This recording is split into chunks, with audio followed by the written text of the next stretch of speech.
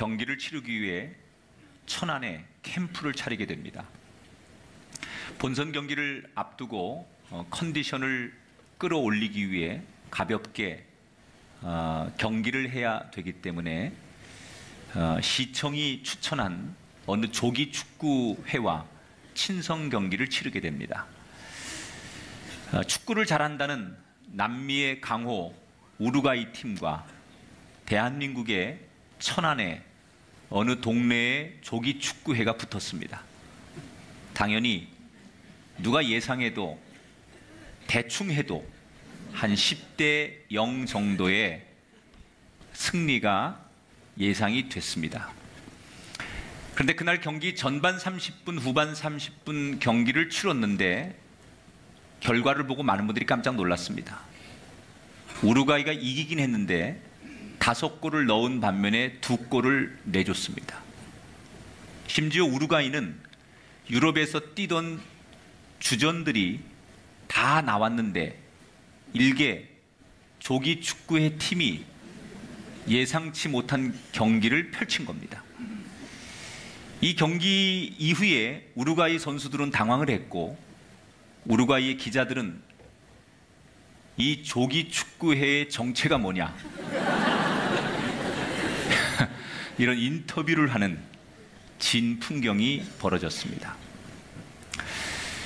우리가 세상에 살다 보면 너무나 확실하고 당연하다고 믿었는데 그럼에도 불구하고 예상을 뒤집는 일을 종종 만나요. 우리가 이미 머릿속에 다 계산이 되고 예상을 했는데 그럼에도 불구하고 예상치 못한 시험과 결과를 만날 때, 그래서 우리가 살면서 아무리 확실한 일일지라도 꼭 기억해야 될 게 있어요. 따라합시다. 그럼에도 불구하고. 오늘 누가복음 22장 전반부에 3가지의 스토리가 나와요. 이 스토리를 통해서 우리는 인생을 살면서 그럼에도 불구하고 이 말을 꼭 새겨야 돼요. 지난 시간 여러분에게 설교한 내용이 이거였죠. 21장까지 예수님이 종말에 대해서 말씀을 하시고 다시 일상으로 돌아가서 성전에서 말씀을 전하십니다. 그런데 점점 더 많은 사람들이 몰려드는 거예요. 자, 이렇게 예수님이 이제 누가복음 21장까지의 사역을 마치고 오늘 22장으로 넘어오면 여러분 22장부터 뭘 기억해야 하냐면 예수님의 공생의 사역이 이제 22장으로 넘어오면 고난과 부활로 넘어가는 거예요. 일상적인 공생애는 끝나고 예수님이 고난을 받으시고 십자가에 죽으시고 부활하는 이야기까지 이제 남은 누가복음은 진행이 됩니다. 오늘의 이야기는 이렇게 1절에서 시작되지요. 유월절이 다가오매 대제사장들과 서기관들이 예수를 무슨 방도로 죽일까 궁리했다. 자, 저를 보세요. 예수님의 인기가 높아지면 높아질수록 유대 지도자들은 점점 마음이 초조해지는 거예요. 지난 시간에 얘기했죠? 자기들에게 가지고 있던 종교라고 하는 기득권의 권력이 급격하게 예수님께 넘어가는 것이 두려운 거예요. 사람은 자기가 누리는 게 많을수록 두려운 것도 많은 거예요. 이 당시의 지도자들이 그게 두려운 거예요. 근데 때마침 이때가 언제였느냐? 유월절이 다가왔다 그랬어요. 여러분, 우리나라에게 제일 큰 명절이 언제죠? 설날이에요. 이스라엘 사람들에게 제일 큰 그 명절은 유월절이에요. 이스라엘 민족이 지키는 1년 중에 가장 큰 절기 명절이 유월절이에요. 유월절은 어떤 거냐면 이스라엘 사람들에게 자기들이 애굽에서 400년 동안 종살이를 하다가 자유한, 하나님이 그 애굽에서 자기들을 건져주신 그것을 기념하기 위해서, 그것을 잊지 말자, 그래서 지키는 절기가 이스라엘 사람들에게 유월절이에요. 그런데 그 유월절 명절을 지키기 위해서 지방에 있는 사람들 또는 외국에 있는 사람들이, 이스라엘 사람들이 다 예루살렘에 모이는 거예요. 예루살렘은 성전이 있는 곳이니까. 그런데 문헌에 보면 그 당시 유월절을 지키기 위해 예루살렘에 사람들이 모이면 최대 인파가 200만 명까지 모였대요. 무슨 얘기를 하면 좀 놀래고 그래요. 오늘 성가대 최고였어요. 근데 한 가지 1점을 내가 더 주고 싶은데 웃어 좀 웃어. 인상이 이것이나 무서워. 오늘 여러분의 표정도 좀 웃어요. 웃어. 집안에 무슨 우환들이 있으세요? 2000년 전에 여러분 예루살렘의 한 도시에 200만의 인파가 갑자기 모인다고 생각해 보세요. 지금 200만이 모여도 엄청난데 그 당시 작은 도시 200만 명의 사람들이 한꺼번에 운집한다면 사람이 많이 모이는 곳에 여러분 늘 나타나는 현상 중에 하나가 뭐예요? 군중심리라는 거예요.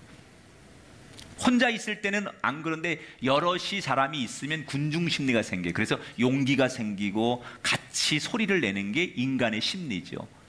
자, 유대의 지도자들이 두렵기 시작한 거예요. 왜? 예수님의 인기는 막 치솟는데 지금 군중들이 200만 명이 모였고 그러다가 예수님의 말씀의 은혜를 받고 저 군중들이 심리가 동요가 일어나서 소위 폭도가 일어나고 반란이 일어나면 어떻게 할까? 그래서 사실은 이 유대 지도자들은 지금 예수님을 죽이고 싶은데 이 군중들이 예수님을 너무나 좋아하고 인기가 많으니까 대중들의 인기를 의식해서 예수님을 쉽게 죽이지 못하는 거예요. 그래서 고민하는 거예요, 지금. 그런데 이렇게 고민하고 있는 유대 지도자들에게 뜻밖의 이 지도자들을 도와줄 사람이 나타나게 되는 거예요. 어떤 사람이냐? 그가 바로 유명한 가룟 유다죠. 오늘 4절을 볼게요. 유다가 대제사장들과 성전 경비 대장들에게 가서 예수를 넘겨줄 방도를 의논했다. 자, 제자 중에 한 사람인 가룟 유다가 예수님을 넘겨주겠다고 자기 발로 찾아가서 예수님을 팔겠다고 거래를 하는 거예요. 고발하는 거죠. 그러자 유대 지도자들이 너무나 기뻐하면서 그 가룟 유다에게 사람들이 많이 모이지 않고 눈에 띄지 않는 틈을 타서 우리에게 은밀한 시간을 알려주면 예수를 체포하겠다. 이렇게 거래가 성사가 되는 거예요.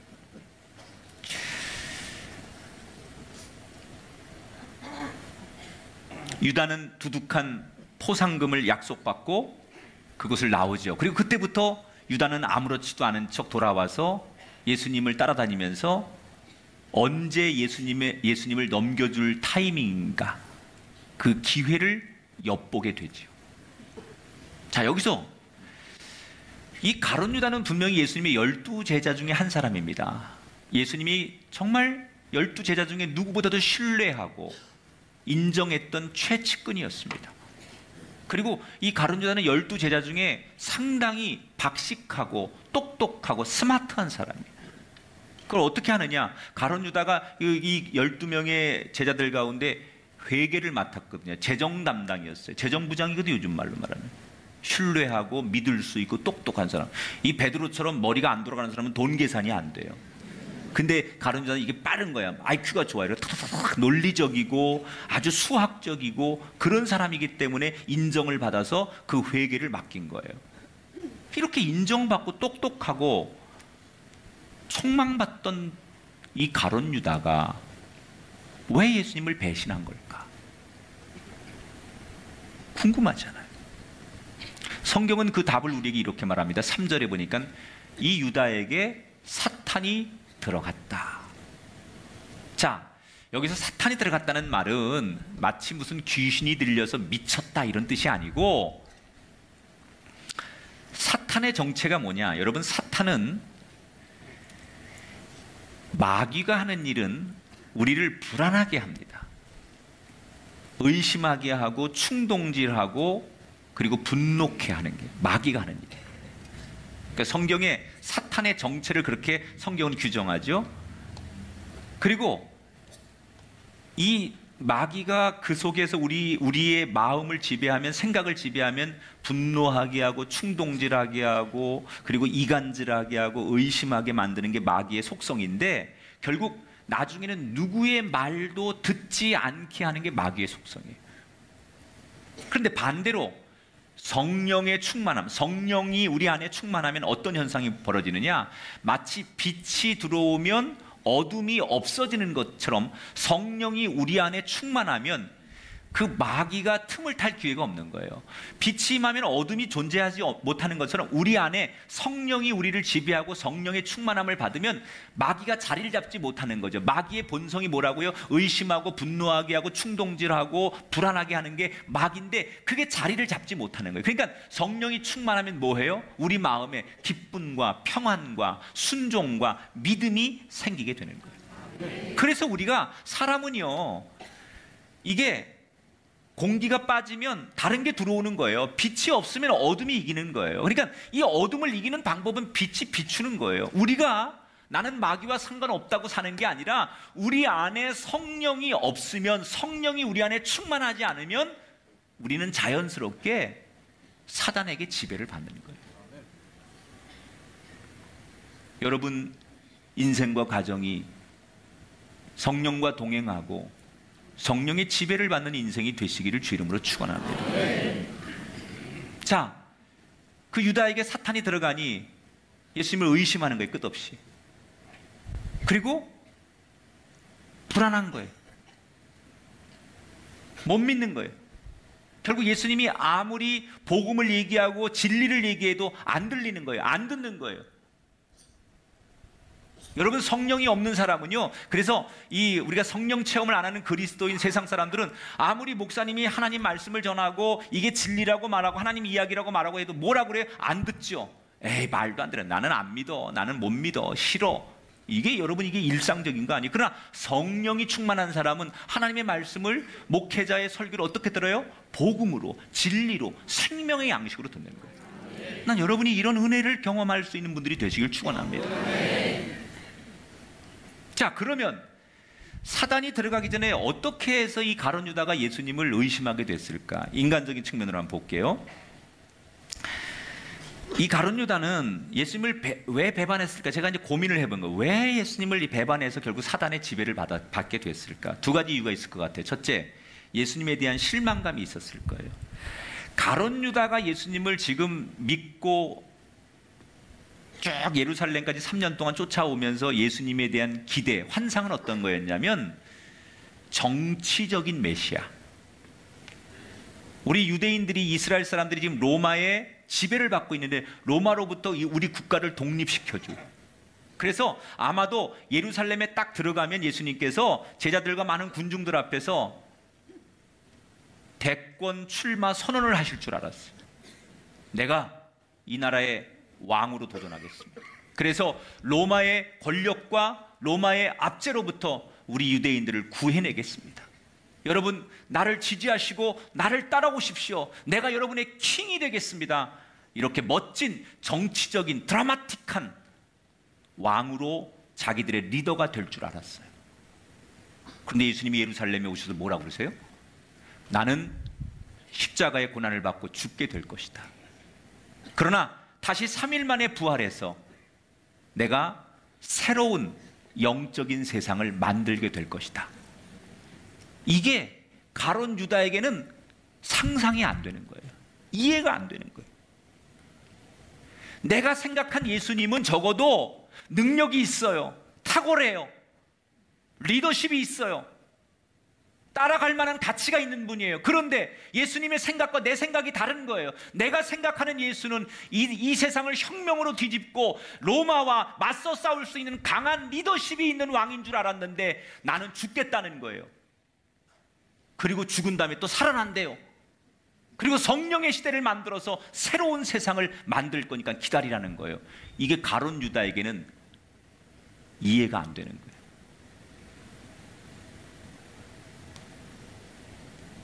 그러니까 예수님께 실망하는 거예요.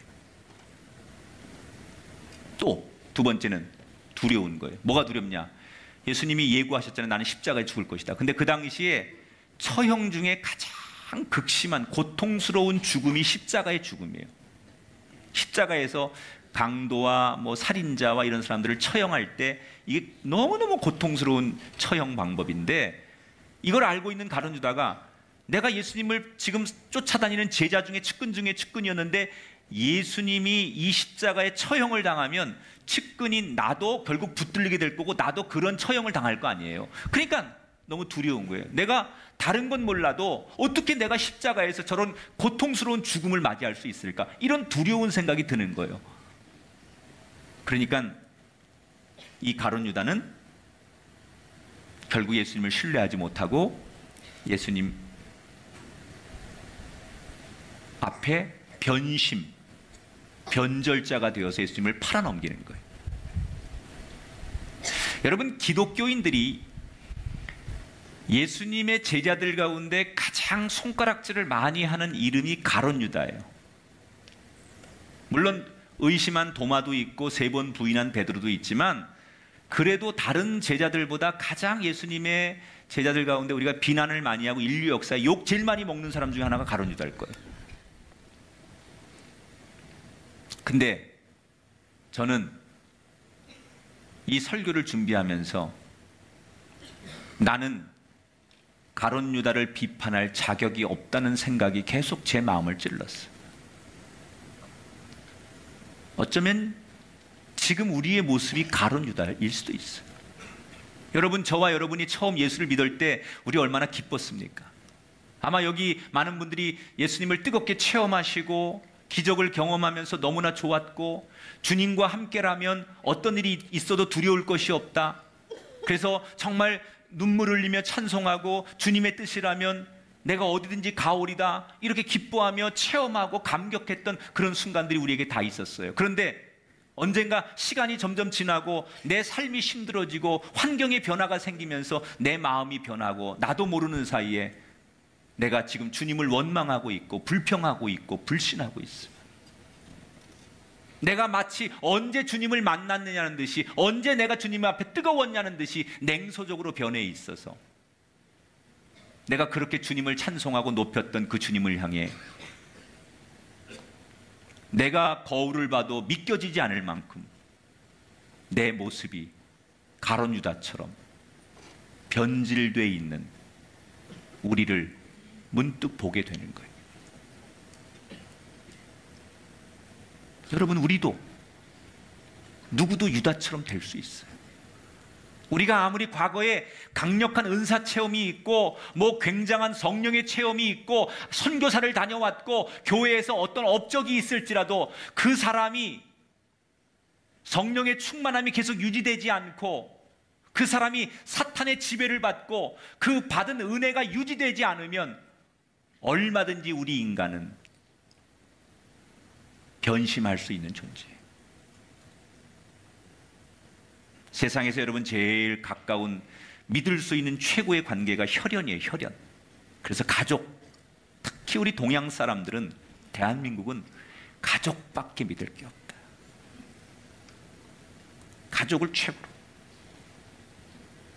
솔로몬이 처음에 왕이 되었을 때 하나님 앞에 겸손했지만 나라가 부강해지자 그는 그러지 않을 줄 알았는데 그가 변심하잖아요. 그래서 저는 오늘 이 가룟 유다가 주는 이 첫 번째 교훈을 이렇게 이야기하고 싶어요. 따라합시다. 그럼에도 불구하고 조심합시다. 우리가 과거에 받은 은혜가 커서 절대로 나는 그럴 리가 없다. 내가 이렇게 은혜를 많이 받고 내가 이렇게 체험을 많이 하고 내가 이렇게 하나님 앞에 헌신을 많이 했고 내가 이렇게 살았는데 나만큼은 절대로 그렇지 않을 것이다 라고 장담하기 전에 그럼에도 불구하고 내가 변하지 않고 변질되지 않고 변심하지 않도록 조심하는 사람이 되어야 된다. 우리의 목표는 지금 잘하는 것이 아니라 최후의 승리자가 되는 거예요. 그때까지 우리가 받은 은혜, 받은 사랑, 변질되지 않는 최후의 승리자가 되시길 주 이름으로 축원합니다. 자, 이렇게 가룟 유다가 이제 예수님을 배신하지요. 그리고 며칠이 지납니다. 그리고 6월절이 되었어요. 자, 예루살렘에 모인 수많은 사람들이 이제 6월절 성전에서 예배를 드린 다음에 저녁이 되면 이제 가족들끼리 음식을, 6월절 음식을 준비해서 우리로 말하면 떡국 같은 걸 만드는 거예요. 만둣국, 떡국 뭐 이런 거 만들어가지고 자기들 가족끼리 이제 먹는 거예요. 그런데 그 200만 명이라고 하는 인파는 예루살렘에 사는 사람이 아니라 다 지방이나 객지나 외국에서 온 사람들이니까 방이 없는 거예요. 그래서 다 미리미리 예약을 해요. 그 예루살렘의 모든 방들을, 식당을 다 예약하는 거예요. 그래서 가족끼리 이제 가서 이제 유월절 음식을 만들어서 먹는 거예요. 자, 그런데 예수님이 그날 유월절 날 베드로와 요한을 이렇게 부르시더니, 야, 우리도 유월절 음식을 나눌 수 있는, 밥 먹을 수 있는 어디 장소를 하나 준비해봐라, 이렇게 말씀하시는 거예요. 그때 베드로와 요한이 일그러진 얼굴로 예수님을 바라봅니다. 왜? 참, 우리 예수님은 다 좋은데 현실 감각이 없어. 참 답답한 양반이야.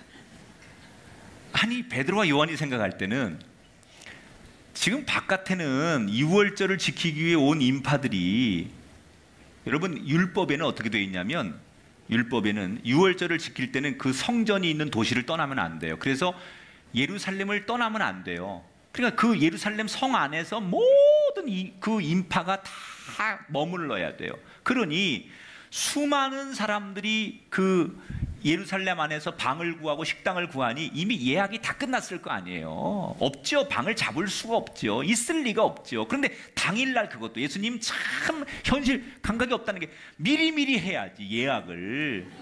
말만 하면 되는 줄 알아. 현장에서 그거 하나 만들어내려면 얼마나 힘들지 예수님 모르고, 야, 우리도 가서 한번 준비해봐, 이러고 현실 감각 없이 얘기하니까 제자들이 어이구 답답해, 어이구 답답해.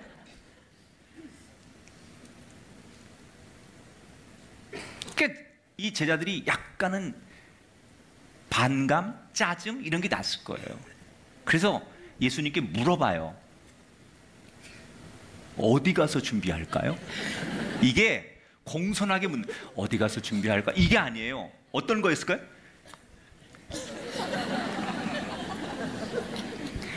어디 가서 준비할까요? 뭐 이런 거라고. 어디 가서 해야 됩니까? 도대체. 불만이 많다는 거죠. 근데 예수님이 의외로 그 제자들에게 마치 기다렸다는 듯이 곧바로 아무렇지도 않게 대답을 하십니다. 뭐라고 지침을 내리느냐? 성 안에 들어가 봐라. 그러면 거기에 물 한 동이를 맨 남자를 만나게 될 거다. 그리고 그를 따라서 집에 가서 그 사람한테 이렇게 말해라. 우리 선생님께서 유월절 음식을 먹을 방을 달라고 말씀하십니다. 그럼 그 사람이 큰 다락방을 하나 줄 것이다. 거기 가서 준비하면 된다 그러는 거예요. 그런데 이 말을 들은 제자들이 이게 믿어집니까? 믿겨지지가 않는 거예요. 왜? 첫 번째, 물동이는 여자들이 메고 다니는 거야. 근데 예수님이 뭐라고요? 물동이를 맨 남자를 찾아라. 아니, 설사 물동이를 맨 남자를 만난다 할지라도 지금 예루살렘은 모든 예약이 다 끝났는데 방이 없을 텐데 그 남자 따라가서 뜬금없이 우리 선생님이 방 하나 달랍니다 해가지고 방이 나올 턱이 없다는 거예요. 아무리 예수님께서 지금 제자들 앞에서 지금까지 수많은 이적을 행한 것을 봤지만 두 사람은 여전히 예수님 말씀을 듣고도 의심을 가지고 예루살렘에 들어가게 됩니다. 여러분, 이게 인간이에요. 아무리 하나님이 우리에게 기적과 은총과 수없는 축복을 우리 삶에 날마다 부어주셔도 우리는 하루만 자고 나면 하나님이 내게 경험하게 하신 은혜와 기적과 은총을 여전히 의심하는 존재. 이게 인간의 본성이에요. 왜? 인간은 죄성이 있기 때문에. 그래서 인간은 죄인이에요. 여러분, 모든 인간은 죄인이에요. 갓난 아기들이 태어나자마자 우는 거 가르치지 않습니다. 부모가. 배고프면 자지러지라고 가르치지 않습니다. 기저귀가 척척한데 안 갈아주면 발을 동동 구르라고 가르쳐주지 않습니다. 그런데 100일 된 아기가 지 마음에 안 들면 엄마 젖을 깨뭅니다. 이빨도 없으면서. 그리고 밤에 뭐가 불편하다는 거죠. 아기들은 말을 못하니까 하고 울죠. 밤에 엄마 잠 못. 그게 낮과 밤이 바뀌어서가 아니에요. 뭐가 불편하다는 거야, 애들이. 인간은 아무리 잘해줘도 다시 원점으로 돌아가고 죄성을, 예수님이 그렇게 많은 기적을 보여줬는데도 여전히 이거보다 더한 기적을 경험했는데도 의심의 눈을 가지고 들어갔다는 거예요. 그런데 어떻게 됐습니까? 막상 들어갔는데 어떤 일이 벌어집니까? 13절에 보니까 그들이 나가 그 하신 말씀대로 만나 유월절을 준비하니라. 따라합시다. 말씀하신 대로 그대로 되니라. 여러분, 여러분의 인생에 이 말씀이 꽉 박히게 되길 축복합니다. 예수님이 말씀한 그대로 이루어졌다. 할렐루야. 가보니까 진짜 예수님 말대로 물동이 맨 여자가 아닌 남자가 하나 있는 거예요. 물동이를 맨 남자가 지나가는 거예요. 그래서 그 남자를 따라가서 주인을 만난 다음에 우리 선생님이 방 하나 달라고 해서 제가 전화로 왔습니다 그랬더니 순순히 다락방을 하나 내줬다는 거예요. 여러분, 이게 어떻게 가능한 얘기일까요?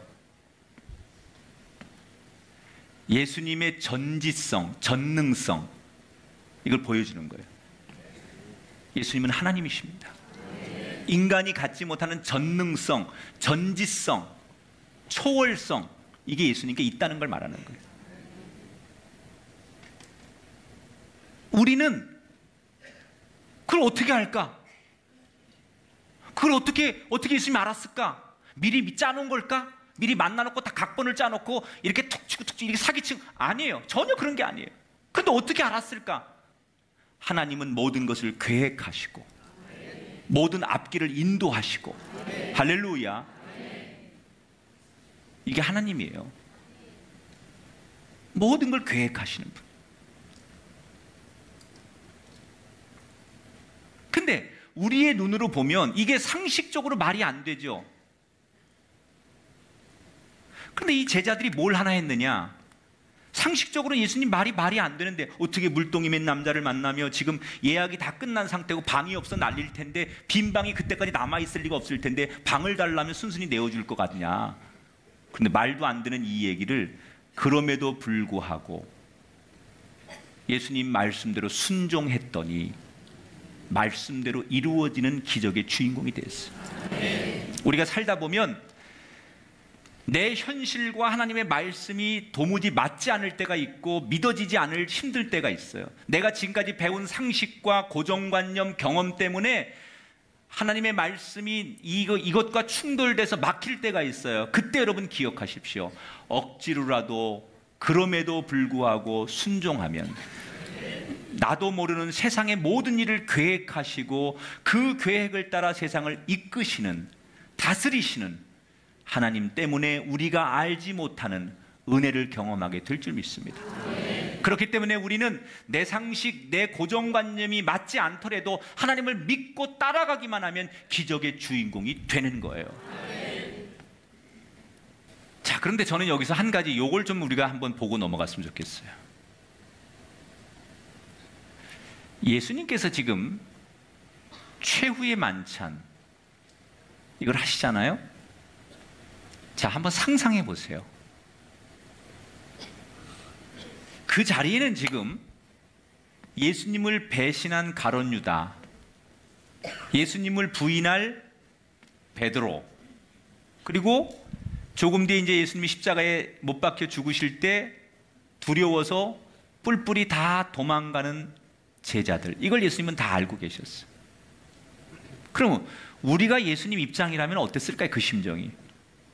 그런 사람들하고 앉아가지고 그걸 다 알고 계시면서 그 사람들하고 함께 식사를 하면서 그들을 축복기도 해야 되고 그들에게 좋은 마지막 말씀을 줘야 되는 예수님의 심정이 어땠을까? 여러분이라면 어땠을 것 같아요? 저는 솔직히